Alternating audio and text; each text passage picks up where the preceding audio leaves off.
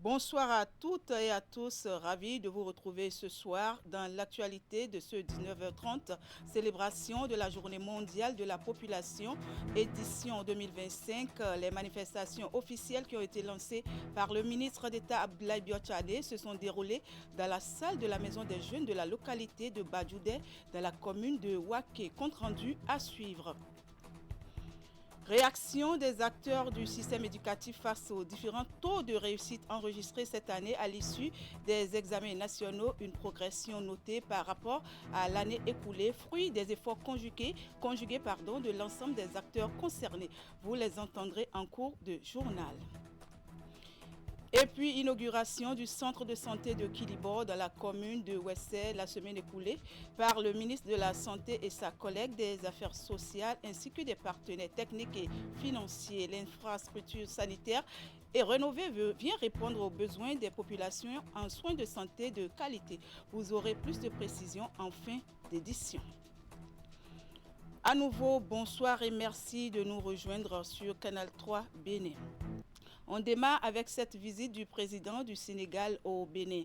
Bassirou Diomaye Faye a été reçu dans la soirée d'hier par son homologue du Bénin, Patrice Talon. Les deux hommes d'État ont fait le tour d'horizon des maux qui minent la CEDEAO et l'UEMOA. Ils en ont profité pour explorer ensemble les pistes pour renforcer la coopération entre le Sénégal et le Bénin. La séance à huis clos est sanctionnée par un succinct point de presse. Voici le compte rendu du Rigaba et Henri Ganti. Bassirou Diomaye Faye au palais de la Marina. Après la revue de troupes, le président du Sénégal rejoint son hôte qui l'attendait patiemment. Patrice Talon échange les civilités avec son invité et sa délégation. Les deux hommes se dirigent vers le salon d'honneur pour des échanges plus approfondis. Pendant 2 heures, les deux personnalités font le tour d'horizon de plusieurs sujets d'intérêt commun. Une séance de travail élargie aux délégations des deux parties. Nous avons plusieurs fois programmé et reporté cette visite qui a fini par se faire. Et au nom du peuple béninois tout entier, au nom de mon gouvernement et moi-même, Monsieur le Président, je vous dis merci pour cette visite, merci pour l'honneur que vous nous faites en venant à Cotonou, à quelques jours de notre fête nationale, ce qui témoigne de la fraternité, de l'amitié qui est entre nos deux pays et de l'amitié qui est entre vous et moi. Nous avons échangé sur plusieurs points d'intérêt commun et je voudrais laisser le président Diomaye Faye peut-être vous faire un bref résumé de ce qui a nourri nos échanges. Et vous remercier aussi pour la qualité des échanges que nous avons eus, avec un large tour d'horizon de tous les sujets de coopération bilatérale, mais aussi et surtout sur le plan multilatéral avec les défis qui interpellent aujourd'hui notre sous-région. Nous avons évoqué évidemment les relations d'amitié et de coopération entre le Bénin qui sont cordiales et très conviviales, même si tous les deux nous avons relevé que nous pouvons aujourd'hui, en raison de la qualité de la relation, faire beaucoup plus et beaucoup mieux sur le plan des échanges commerciaux. Nous avons aussi parlé de la situation de la sous-région, tant sur le plan de la CEDEAO que sur le plan de l'UEMOA, mais aussi de la situation sécuritaire dans la sous-région qui est très préoccupante. J'en ai profité pour dire toute ma solidarité au président Talon et au peuple béninois frère par rapport aux événements douloureux qui ont pu survenir dans le cadre de la lutte contre le terrorisme et lui témoigner du soutien du Sénégal dans ces moments-là pour lesquels nous nous trouvons aussi tout autant atteints. Cette visite de Bassirou Diomaye Faye, 15 mois après son investiture au Sénégal, est sa toute première au Bénin en sa qualité de chef d'État. C'est donc pour lui l'occasion de relancer de façon plus dynamique la bonne coopération qui existait déjà entre son pays et le Bénin. Direction le département de la Donga. La salle de la Maison des Jeunes de Badjoudé dans la commune de Waké a servi de cadre aux manifestations officielles de l'édition 2025 de la Journée mondiale de la population. Et pour donner le top de cette célébration soutenue par les partenaires au développement, une délégation gouvernementale conduite par le ministre d'État Abdoulaye Biotchane. Abdou Sarabi Idrissou pour le compte-rendu. C'est dans cette ambiance festive que la Journée mondiale de la population est célébrée dans cette salle de la Maison des Jeunes de Badjoudé à Waké, placée sous le thème « Donner aux jeunes les moyens de créer les familles qu'ils souhaitent dans un monde juste et plein d'espoir ». Cette 36e édition de la Journée mondiale de la population, co-organisée par le gouvernement et le système des Nations Unies, offre l'occasion aux décideurs de sensibiliser le public aux enjeux démographiques mondiaux, notamment la santé et les droits sexuels et reproductifs.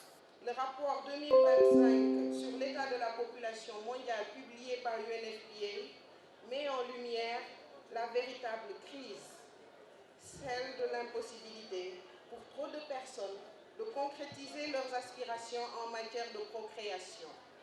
Les jeunes sont parmi les plus touchés. Le stress économique, les inégalités de genre, les problèmes de santé sont autant d'obstacles.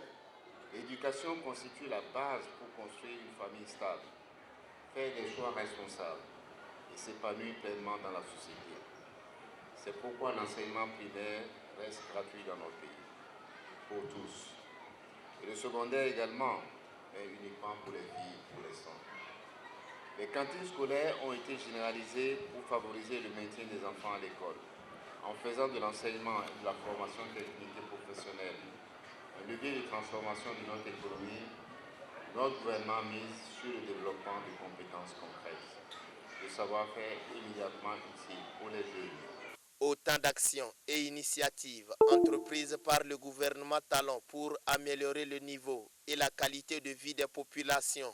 Le pari de la tenue régulière de la Journée mondiale de la population dans notre pays dénote de l'engagement du chef de l'État, son Excellence M. Patrice Talon, de placer dorénavant les besoins et les aspirations de l'être humain au centre du développement durable.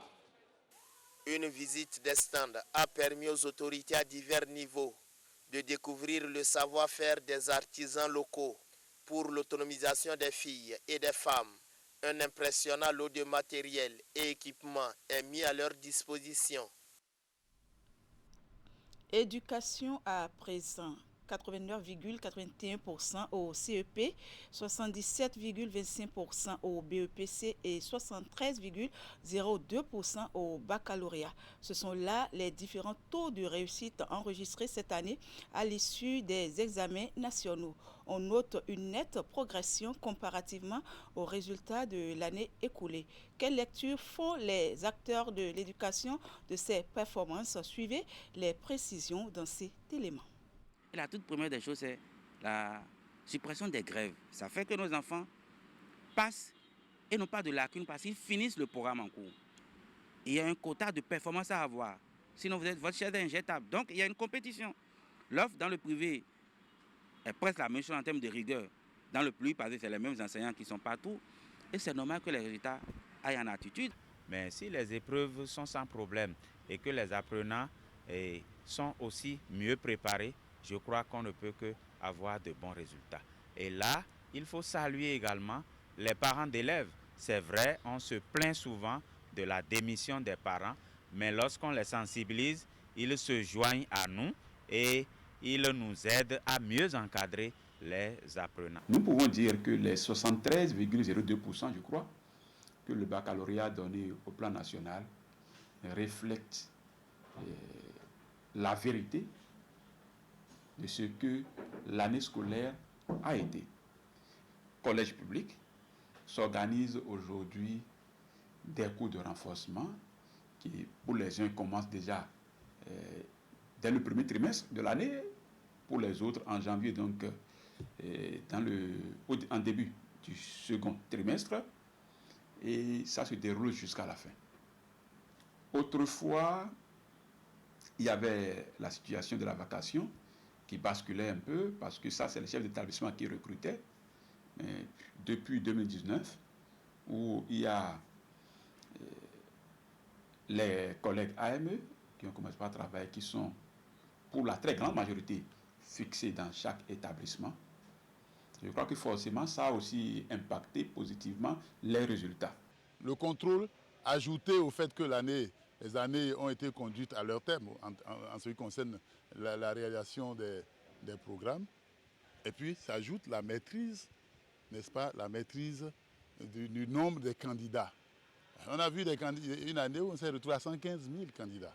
Mais aujourd'hui, nous sommes à, je crois, 79 000. Hein. Cette année, l'année dernière, 74 000. On a moins de candidats libres parce que, désormais, vous avez, au niveau de l'office du bac, vous avez une obligation de mettre dans vos dossiers le BEPC.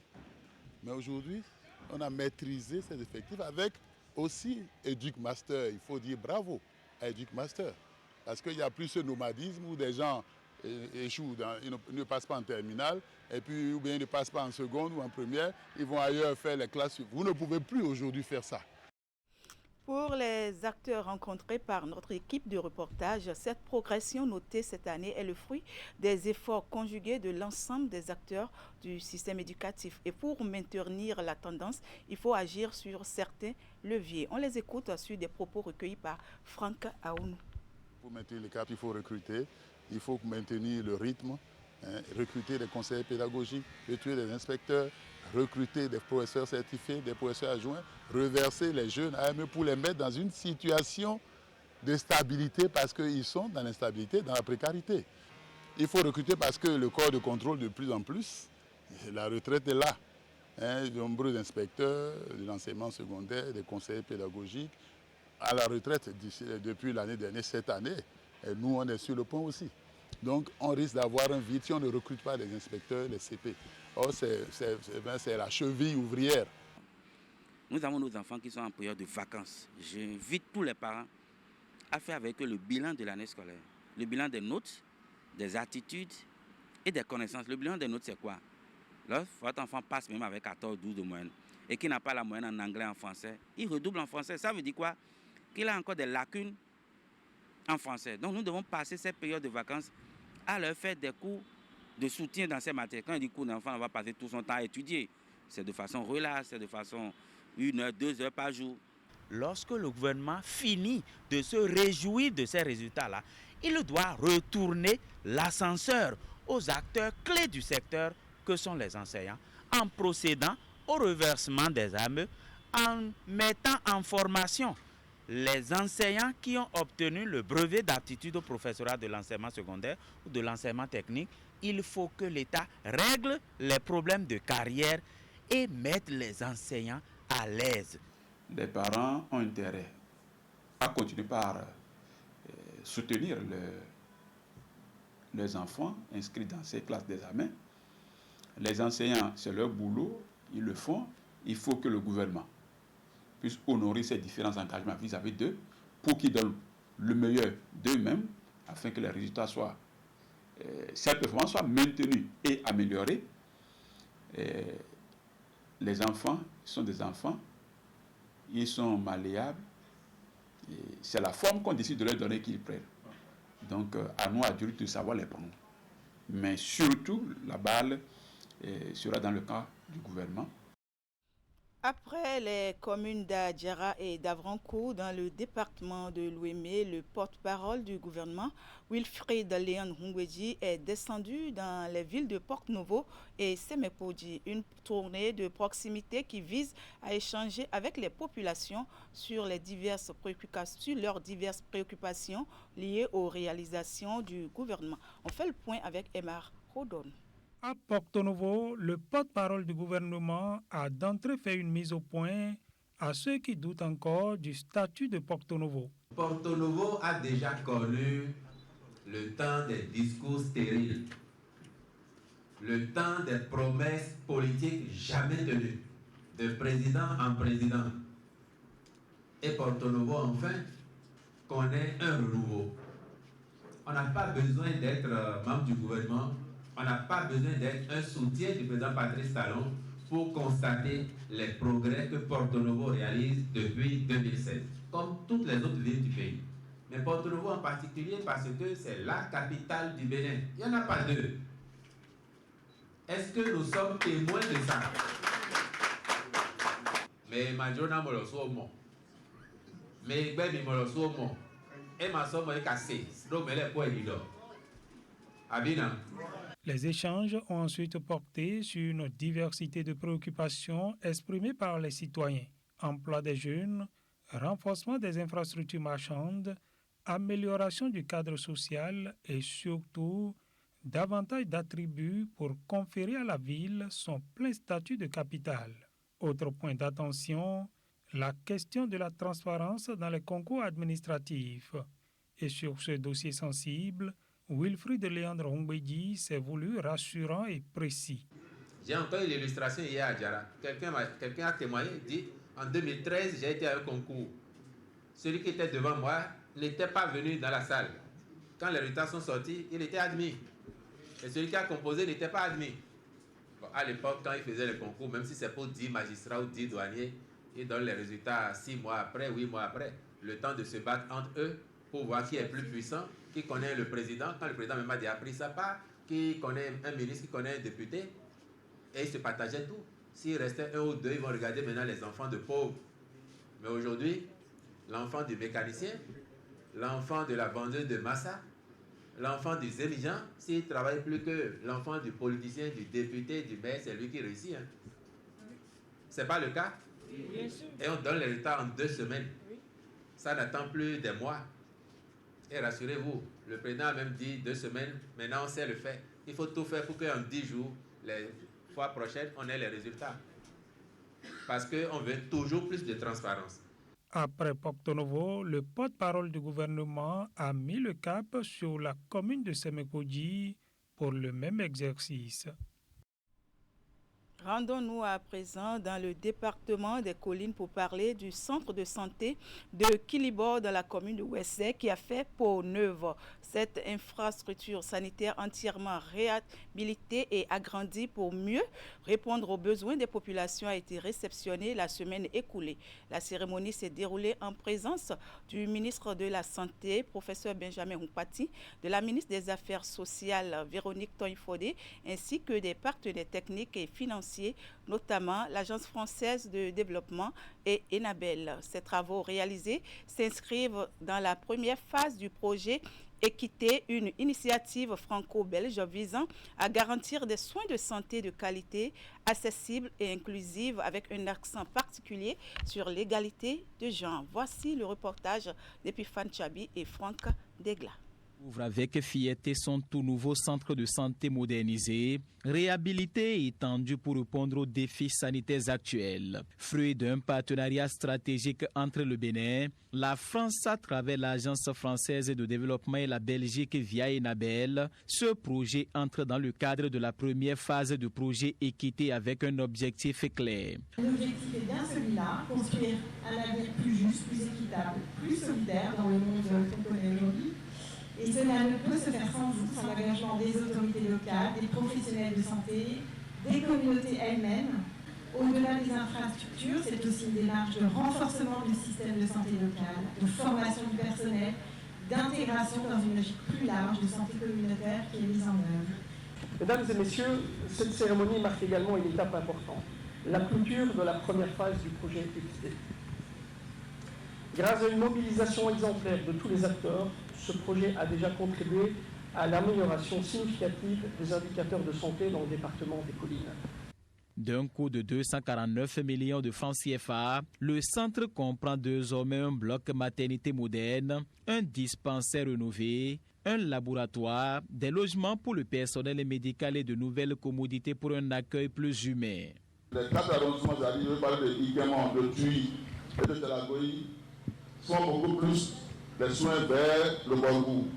Et je pense qu'ayant un centre de référence mis au nom comme celui de Kilibor, ça nous apporte un grand soulagement. Le centre de santé de Kilibor est un centre que nous avons médicalisé, compte tenu de la taille de la population. 22 210 habitants.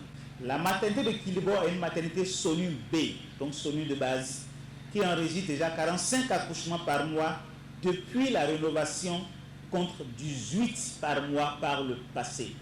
Je voudrais exprimer ici la reconnaissance du gouvernement du Bénin à Enabel également et à son partenaire stratégique, l'Agence française de développement. Un centre de santé plus proche, plus moderne et plus humain. C'est un pas de plus vers la santé pour tous, sans distinction et avec équité, suivant les orientations du gouvernement et de ses partenaires. On va finir avec les adeptes de la divinité Tronpeto Deka Alafia, chez qui le culte vaudou continue de s'affirmer et de se structurer. Ils ont en effet organisé une grande cérémonie traditionnelle pour la paix à Akro Misirete, précisément dans l'arrondissement de Gomé-Sota. Dénommée Saragbo, la cérémonie a connu l'élévation d'un grand dignitaire de ce culte. Plus de précisions avec Emar Rodon. Temple de Gomé-Doko, commune d'Apro-Misirete. 3 jours durant, la communauté vaudou a vibré au rythme de la cérémonie dite Saragbo. Un moment spirituel fort, marqué par des rituels, des libations et des offrandes, en hommage aux ancêtres et aux divinités. En point d'orgue, la consécration de Raphaël Achou au rang de Hunongan, prêtre du culte Tronpeto Deka Alafia.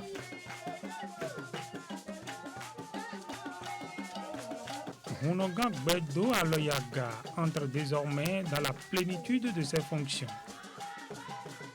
Nous sommes en train de faire la cérémonie pour l'esprit Tron.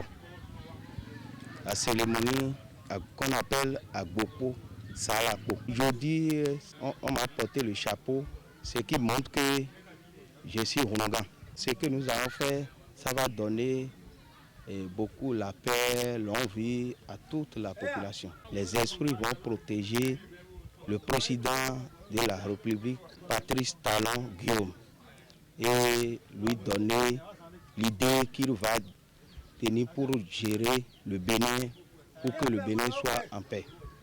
Présents à ses côtés, des rois, chefs traditionnels et sommités du Vaudou, venus de tous les départements de l'Ouémé. Vous savez, dans le fétiche Tron, c'est grade par grade.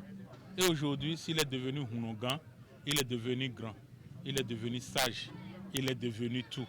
Donc je prie Dieu et je prie les ancêtres et je prie son père défunt de le garder très jalousement pour qu'il évolue dans de bons sens. Mon sentiment, c'est seulement que je vais faire les prières de Dieu à partir d'aujourd'hui, quand il connaît les choses. Donc, il faut toujours évoluer sur notre tradition. La cérémonie s'est achevée dans une ferveur populaire. Chants sacrés et danses traditionnelles ont ponctué ce moment d'élévation spirituelle. Hunongan Gbedo Aloyaga entend désormais œuvrer pour la promotion d'un culte vaudou digne et ouvert à la paix. Eh bien, mesdames, messieurs, ce sera tout pour ce journal. Merci de l'avoir suivi et merci également à toute l'équipe de préparation, de réalisation et de diffusion. Tout à l'heure à 20h, dans l'info continue, retrouvez Wahab Alikpara avec ses invités, Romuald Hunhui et Stanislas Amoua, tous deux journalistes. Ils feront le débat autour de la thématique Regard croisé sur l'emploi et la promotion des jeunes au Bénin. Passez une bonne soirée en compagnie de Canal 3 Bénin. À demain.